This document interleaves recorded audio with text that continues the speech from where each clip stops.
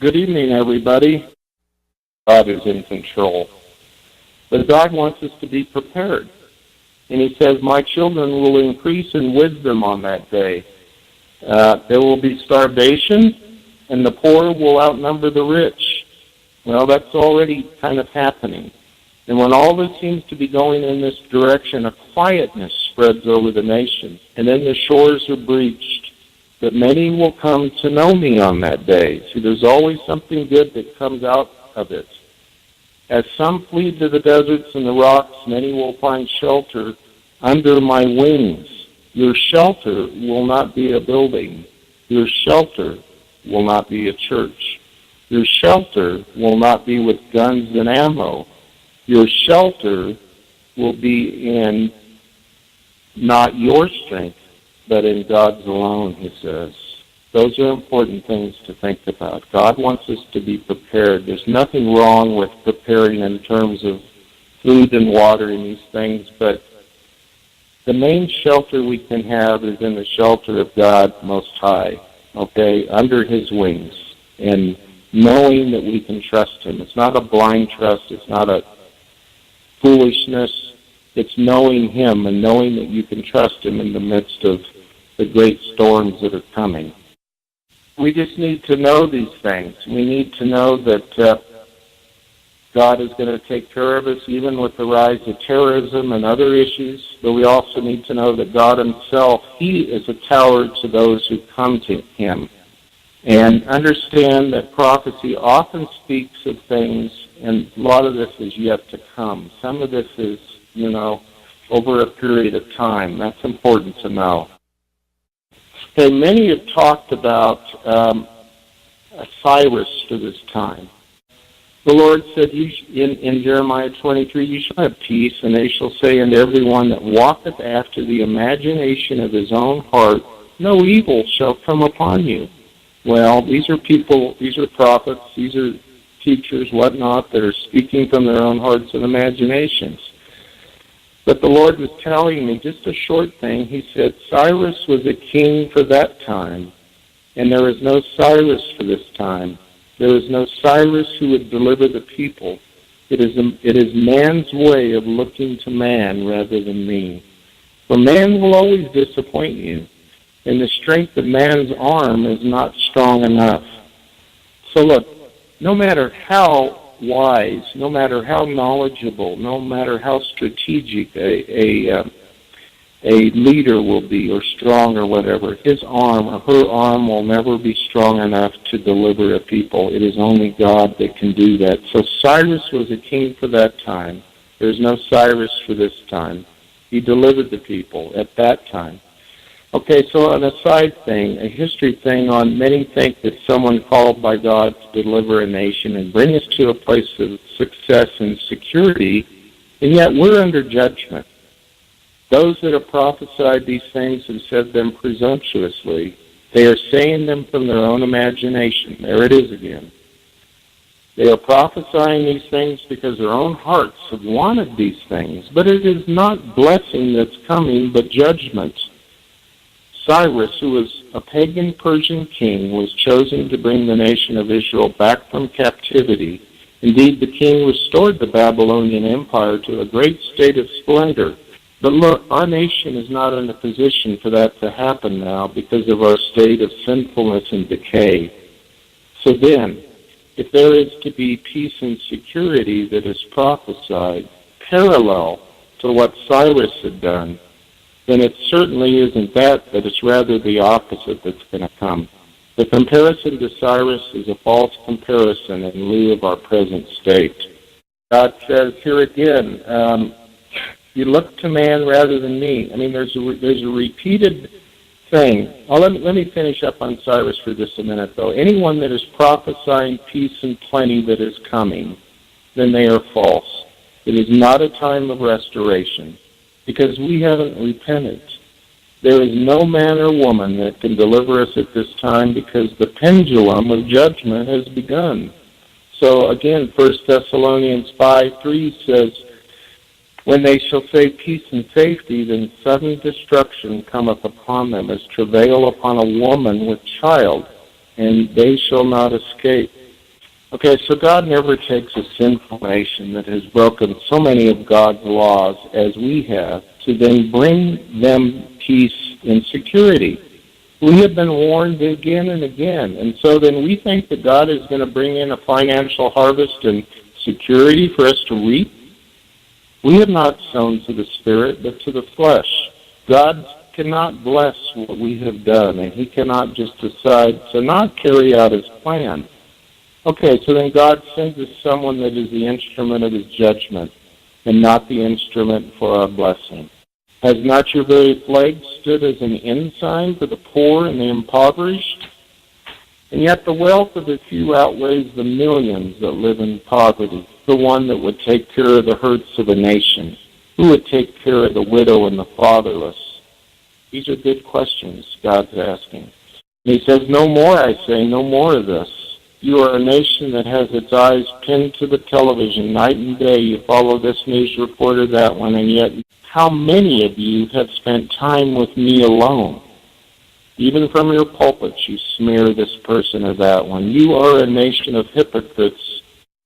O Jerusalem, Jerusalem, which killed the prophets and stoned them that are sent unto thee. How often would I have gathered thy children together as a hen doth gather her brood under her wings, and ye would not. Luke 13:34. He says, this nation will be brought to its knees, for the darkness will come, it'll cover the land, for your days are numbered, O land that was once called the land of the free and the home of the brave. You have entered into a time where you cannot turn back. The glory has left the land. The violence in the streets will continue. The only way to make America great is to get on your knees. A side note here, and this is always true, nothing, and I mean nothing, will ever make us great again until this happens. And even though a few are on their knees, and there are some, the entire nation is sick. It is sick to the core, and no man or woman can truly make it great. Actually, what is greatness? I wonder about it. Is it standing taller than all the rest? Or is it a land that still would lend to the poor and care for the innocent? I don't believe that greatness implied for God is the type of greatness that He's looking for, okay? And He says, you were once a divided nation many years ago. You were divided from north to south then. But now your divisions will spread from east to west, from rich and poor, from the strong and the weak, from the old to the young. Churches will be split right down the middle, and those who speak from the pulpits will have a message all their own. But if you would return to me, then I would heal that which is broken. But how many times have I asked you to do this? You say that you would return to me, and yet your hearts are taken to another.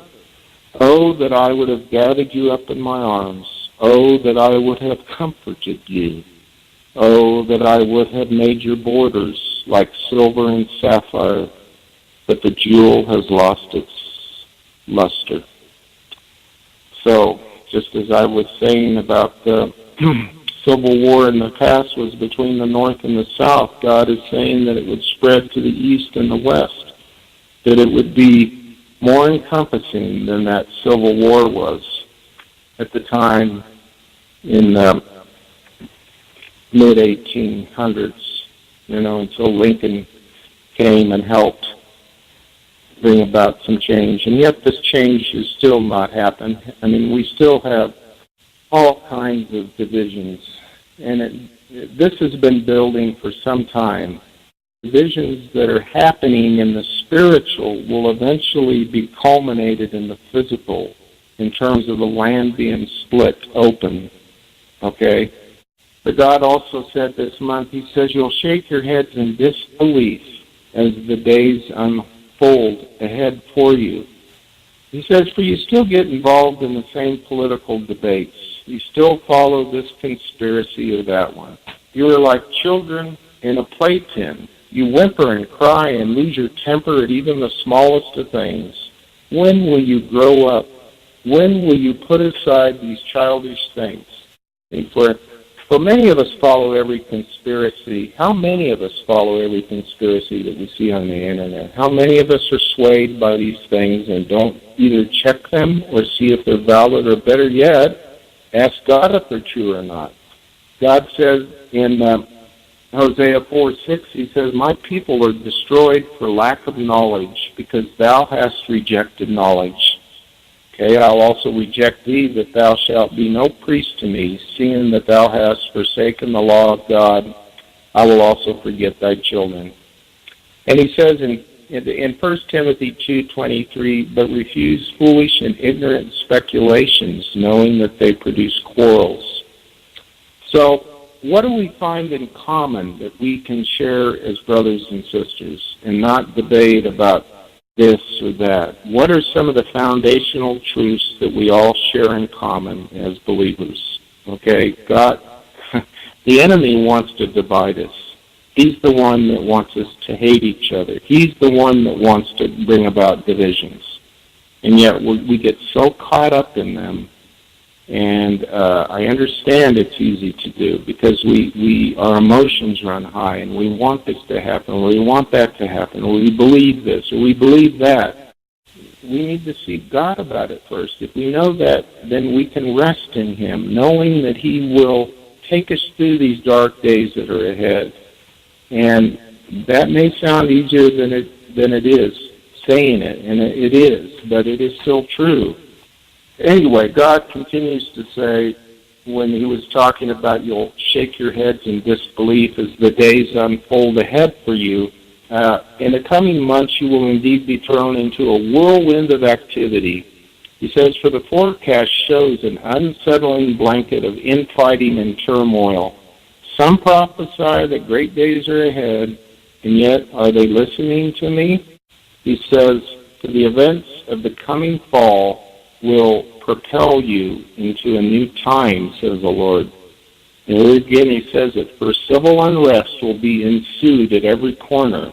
It is not going to be life as usual.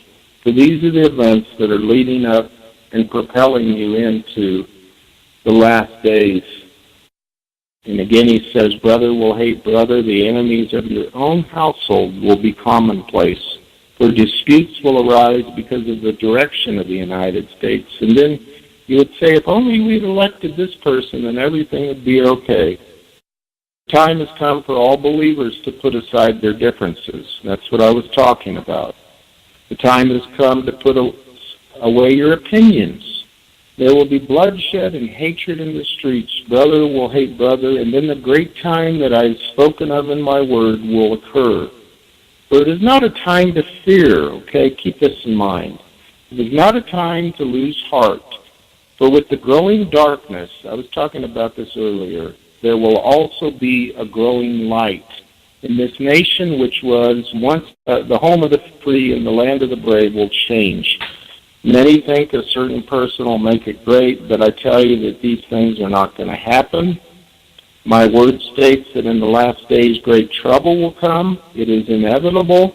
Your prayers can't keep it from happening. Now that's important, because, it says the prayers of a righteous man availeth much, and God hears our prayers, and He will hear them. But guess what? The pendulum has struck. It is turning, and God's hand cannot change what is coming, okay?